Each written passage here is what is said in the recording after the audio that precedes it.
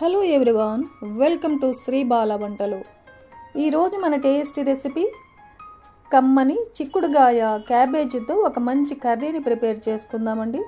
చాలామందికి క్యాబేజీ తినడం అంటే అస్సలు ఇష్టపడరు కదా. ఇలా చిక్కుడుగాయ కాంబినేషన్తో కర్రీ చేసామంటే వద్దనకుండా తినేస్తారు. ఈ కర్రీ రైస్కి కానీ రోటీ, చపాతీ, పుల్కా ఇలా దేనికైనా చాలా బాగుంటుంది. ఇప్పుడైతే మనము ప్రాసెస్ని చూసేద్దాం.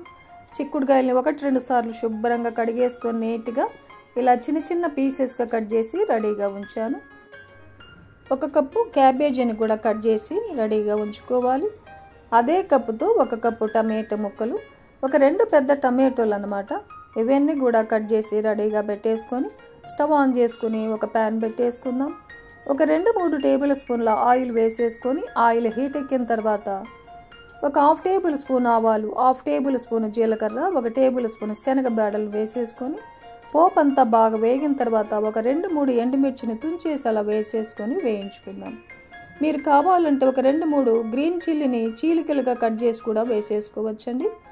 1 కప్పు ఉల్లిపాయల్ని చిన్న చిన్న ముక్కలుగా కట్ చేసి వేసేసుకొని ఉల్లిపాయలు బ్రౌన్ కలర్ వచ్చేంత వరకు వేయించుకుందాం. స్టవ్ని లో ఫ్లేమ్లో పెట్టేసుకొని వేయించుకోవాలి.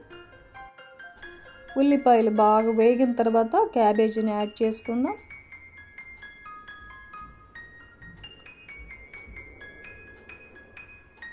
క్యాబేజీ వేసేసుకొని 2 నిమిషాల పాటు కొద్దిగా అలా వేయించేసుకోవాలి. మూత పెట్టేసి 2 నిమిషాల పాటు మగ్గనిద్దాం. 2 నిమిషాల తర్వాత మూత తీసేసి ఒకసారి బాగా కలిపేసుకొని 2 టేబుల్ స్పూన్ల అల్లం వెల్లుల్లి పేస్ట్ వేసేసుకోవాలండి. ఫ్రెష్ అల్లం వెల్లుల్లి పేస్ట్ వేస్తున్నాను.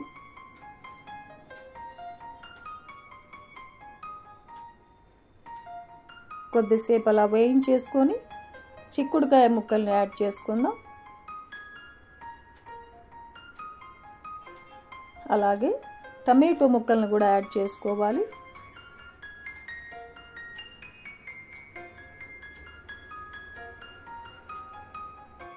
ఒక టేబుల్ స్పూన్ సాల్ట్ వేసాను. మీరు మీ టేస్ట్కి తగినట్టు సాల్ట్ వేసేసుకోవచ్చు.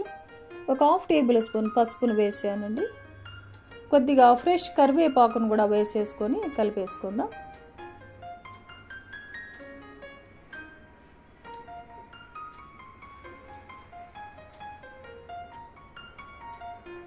స్టవ్ని లో ఫ్లేమ్లో పెట్టేసుకొని 10 నిమిషాల పాటు మూత పెట్టేసి కర్రీని కుక్ చేసుకోవాలి. 10 నిమిషాల తర్వాత మూత తీసి చూద్దాం.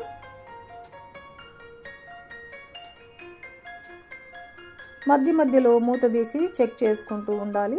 కర్రీ ఇంకా ఉడకలేదు, చిక్కుడుకాయలు కూడా ఇంకా కొద్దిసేపు కుక్ చేసుకోవాలి. మూత పెట్టేసి మరో 2-3 నిమిషాల పాటు కుక్ చేసుకుందాం.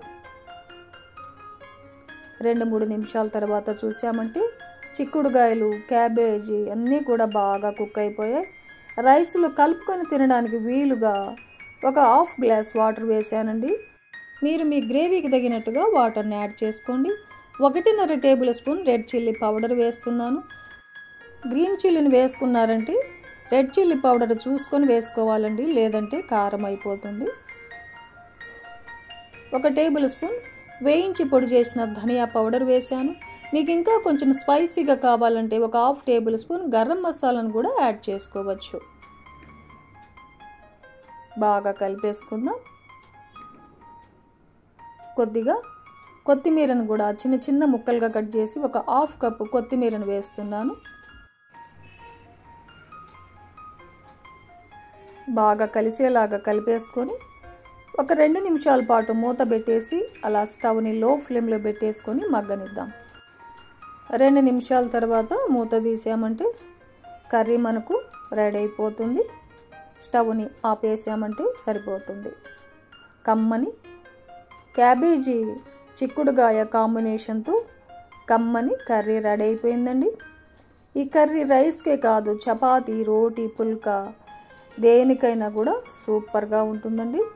క్యాబేజీ అంటే ఇష్టపడని వారు కూడా చిక్కుడుకాయ కాంబినేషన్తో కర్రీ చేసామంటే వద్దనకుండా తినేస్తారండి. ఈ ప్రాసెస్లో మీరు కూడా ఇంట్లో ప్రిపేర్ చేయండి, హ్యాపీగా ఎంజాయ్ చేయండి. ఈ వీడియో నచ్చితే లైక్ చేయండి, షేర్ చేయండి, సబ్స్క్రైబ్ చేయండి. ఇంకొక మంచి వీడియోతో మళ్ళీ కలుసుకుందాం. థ్యాంక్ యూ అండి. Thanks for watching.